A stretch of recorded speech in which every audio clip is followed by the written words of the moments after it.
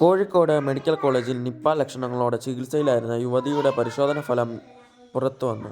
കൂടുതൽ വാർത്തകളിലോട്ട് കിടക്കുന്നതിന് മുമ്പായി ഇതുപോലത്തെ ലേറ്റസ്റ്റ് ന്യൂസുകൾക്കും അപ്ഡേറ്റ്സിനുമായി ഈ ചാനൽ ഇപ്പോൾ തന്നെ സബ്സ്ക്രൈബ് ചെയ്തു വെക്കുക. നിപ്പ ലക്ഷണങ്ങളുമായി കോഴിക്കോട് മെഡിക്കൽ കോളേജിൽ പ്രവേശിപ്പിച്ച 41-കാരിക്ക് നിപ്പയില്ലെന്ന് സ്ഥിരീകരണം. കുറ്റിപ്പുറം സ്വദേശിനിയായ യുവതിയുടെ സ്രവ പരിശോധനയിലാണ് നിപ്പയില്ലെന്ന് സ്ഥിരീകരിച്ചത്. ഒരാഴ്ചയോളമായി മലപ്പുറത്തെ സ്വകാര്യ ആശുപത്രിയിൽ ചികിത്സയിലായിരുന്ന യുവതിയെ കഴിഞ്ഞ ദിവസം കോഴിക്കോട് മെഡിക്കൽ കോളേജിലേക്ക് മാറ്റിയിരുന്നു. നിപ്പ സംശയങ്ങളെ തുടർന്ന് ഇവരെ പ്രത്യേക വാർഡിലേക്ക് മാറ്റിയിരുന്നു. മസ്തിഷ്ക ജ്വരം സ്ഥിരീകരിച്ച യുവതിയുടെ നില ഗുരുതരമായി തുടരുന്നത് കണക്കിലെടുത്താണ് വെള്ളിയാഴ്ച വൈകിട്ട് കോഴിക്കോട് മെഡിക്കൽ കോളേജ് ആശുപത്രിയിലേക്ക് മാറ്റിയത്. കടുത്ത തലവേദനയെ തുടർന്ന് മാർച്ച് 31-നാണ് ഇവരെ ആശുപത്രിയിൽ പ്രവേശിപ്പിച്ചത്. തലച്ചോറിൽ അണുബാധയായിരുന്നു. തുടർന്ന് നടത്തിയ പരിശോധനകൾക്കൊടുവിലാണ് നിപ്പ രോഗത്തിൻ്റെ കൂടി പ്രാഥമിക പരിശോധന നടത്തിയത്. ഇതിനുശേഷമാണ് മെഡിക്കൽ കോളേജ് ആശുപത്രിയിലേക്ക് മാറ്റിയത്.